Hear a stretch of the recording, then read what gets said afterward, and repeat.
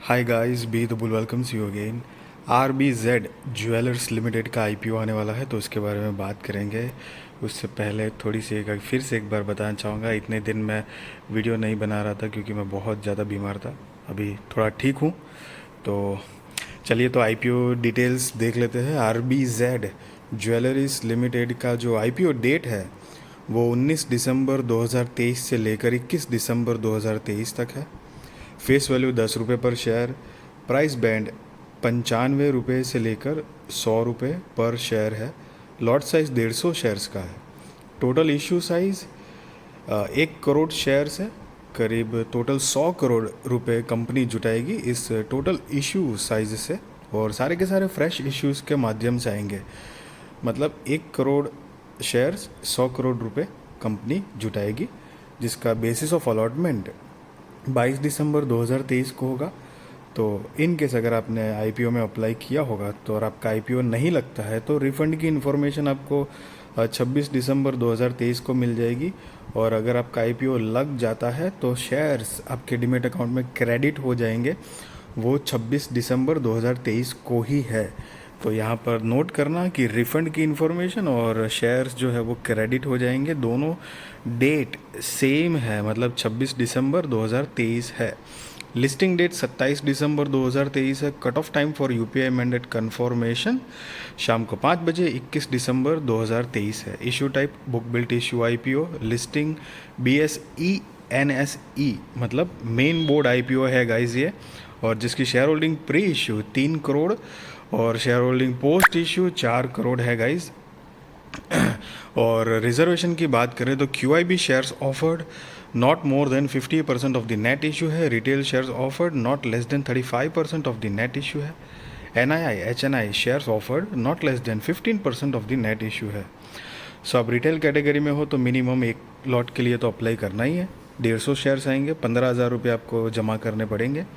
Retail में ही maximum 13 lot के लिए आप अप्लाई कर सकते हो। 1,950 शेयर्स आएंगे, 1,95,000 रुपये आपको जमा करने पड़ेंगे। SHNI कैटेगरी में मिनिमम 14 लॉट के लिए आपको अप्लाई करना है। 2,100 शेयर्स आएंगे, मतलब 2,100 शेयर्स आएंगे, 2,10,000 रुपये आपको जमा करने पड़ेंगे।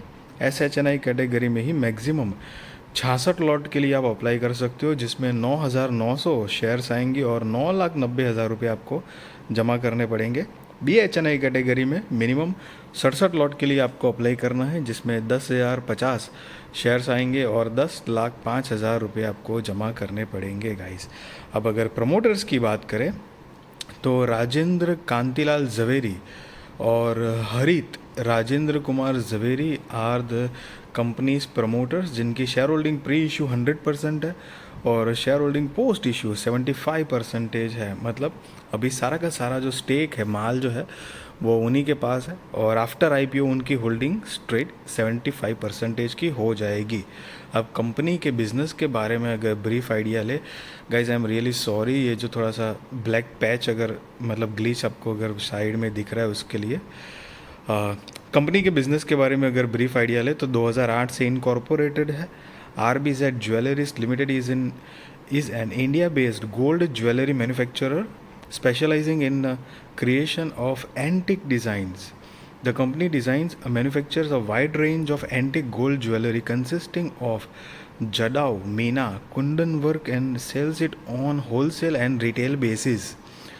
और कंपनी जो है वो कंपनी की जो कस्टमर बेस है वो national, regional and local family jewellers है अक्रॉस 19 स्टेट्स में और 72 सिटीज़ में मिला के इनके कस्टमर बेस है।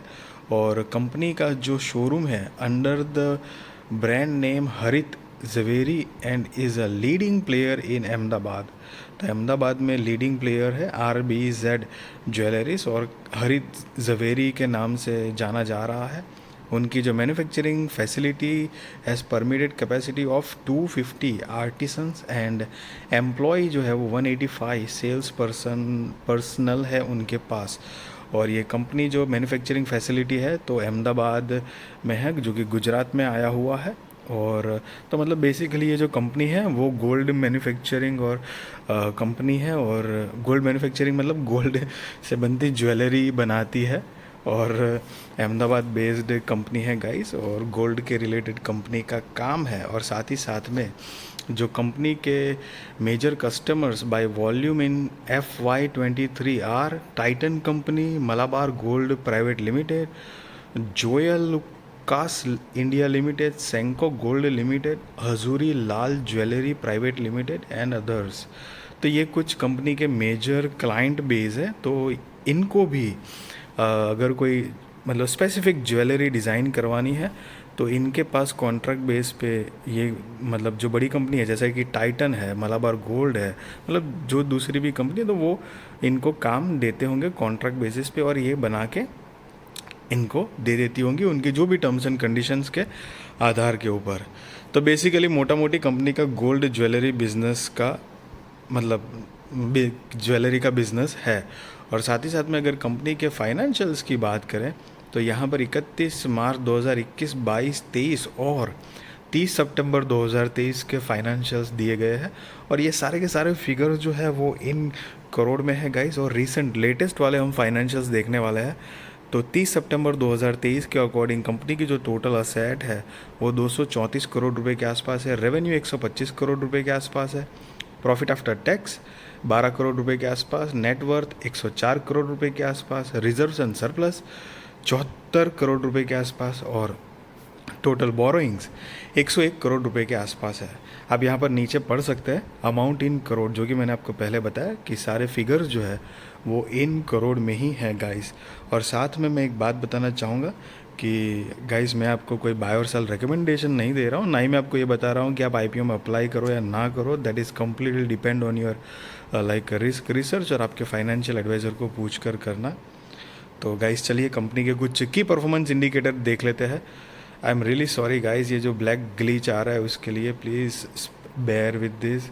और कंपनी के कुछ की परफॉर्मेंस इंडिकेटर देखेंगे तो PEX 13.77, मार्केट कैपिटलाइजेशन 400 करोड़ है, मतलब बहुत छोटी कंपनी है, small cap micro cap type की कंपनी आप गिन सकते हो।